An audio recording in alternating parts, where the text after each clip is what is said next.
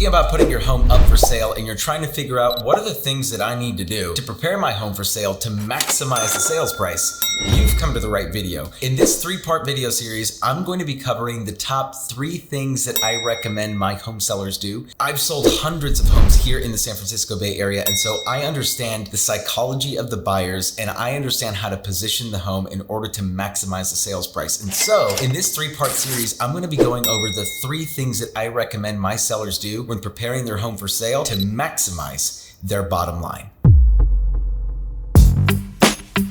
For those of you who are new to the channel, my name is Gould. I'm the CEO of the Selling Silicon Valley Group. Over the last 8 years after graduating from Stanford University, I've helped well over 200 families buy homes and sell homes here in the San Francisco Bay Area. Sold well over $200 million worth of real estate at the same time. You can check us out on Google, over 250 5-star reviews, Zillow, over 100 5-star reviews. So needless to say, I've had a lot of practice. I've seen a lot of transactions. And at this point in time, I've been able to develop a set of principles, guiding principles to help my sellers best prepare their home for sale to ultimately maximize their bottom line. And these are the principles that I'm going to be sharing over this 3-part series. So if you haven't watched part 1 and part 2 of this series already, I would highly recommend that you go watch those videos. In summary, I talked about decluttering the property and then ultimately making the home as light and bright as possible. So what does that mean? Making sure that the walls are a nice light and neutral color, making sure that the carpets are clean and in good shape. If you've got carpet, if you've got hardwood, that doesn't matter. And then finally, making sure that the property is as well lit as possible on the inside, making sure that we're exposing as much natural lighting sources as possible coming into the property, and then places where there's no natural light, installing some fixtures, some lighting fixtures that will ultimately lighten the property up. So now, assuming that we've done that, what is the 3rd thing that you can do to dramatically increase your upside while not spending an arm and a leg? This investment is worth way more than any sort of functional improvement that you make to the property. So if you're debating, should I do this or should I change the AC? Because the AC is broken, I would still do what I'm about to suggest. And keep in mind, as I've mentioned in previous videos, I am not a design expert. I am a real estate agent. I'm a fantastic marketer, not to toot my own horn. I'm a great negotiator, but I don't have a design degree. These are just principles that I understand, having sold hundreds of homes now and understanding basic buyer psychology, what is going to help us move the needle in the right direction. And so, without keeping you in suspense, the best investment that I would recommend making when selling your home is going to be staging the property. And staging the home is definitely a cost, okay? So depending on the size and scope of the home, I've seen a lot of stagers charge anywhere from $2,500 up to, $6,000, just depending on how large the property is, where the home is located, and the quality of staging. Because there are some staging companies that are less expensive than others, but ultimately you're gonna get what you pay for. Now, every situation is different, and that's why I recommend that I come out to the property, assess the situation, because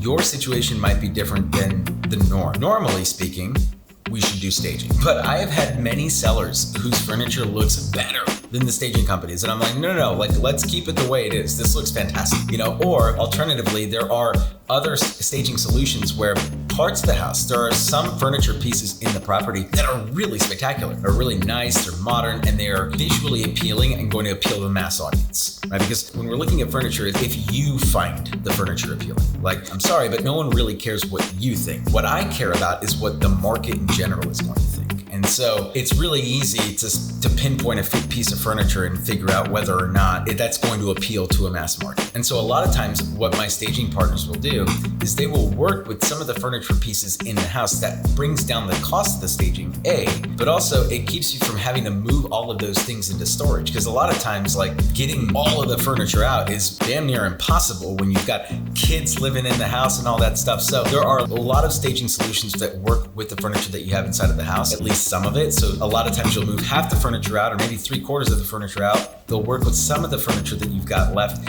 and then fill in the rest with the furniture that they bring to the table. Now, statistically speaking, taken from a study done by the National Association of Realtors, we see on average anywhere from a 1 to 10% return on the investment. And so when you think about that, okay, so if the staging costs $5,000, then typically speaking, we will see anywhere from $5,000 to $50,000 in upside from that investment. Now, I would argue that here in the Bay Area, that upside is way higher. And there's no stat or anything that I can point to show, because of course this is all taken from experience. And so there's really I don't have a scientist following me, taking notes and putting all the data into spreadsheets. But this is just from years of experience. And not only that, but had discussions with hundreds, if not thousands of agents at this point. It is a fairly widely acknowledged fact that staging a property results in a much higher sales price for the seller. Obviously, there are exceptions to this rule. Like I mentioned before, I've had a lot of sellers whose homes are wow, very visually impressive, and not much needs to be done to the home.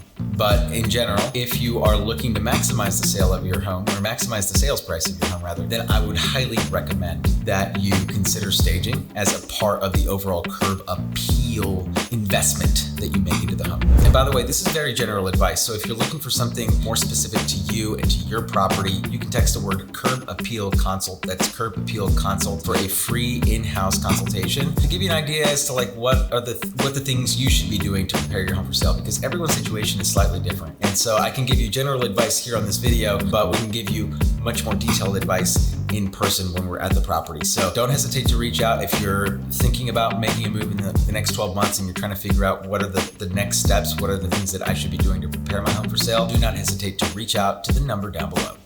So that's it for part 3, everyone. If you enjoyed this series and you are not yet subscribed to the channel, what are you waiting for? Click the subscribe button, hit the notification bell to get notified every single time we post a new video just like this one. And on Thursdays, we post the Silicon Valley Snapshot, which is our weekly market update. So if you're interested in keeping up with the latest housing trends here in the San Francisco Bay Area, highly recommend that you subscribe, not just to get access to these types of videos, but also to get notified when we post our weekly market update. This is Danny Gould, everyone. I'm selling Silicon Valley, and I will catch all of you in the next video.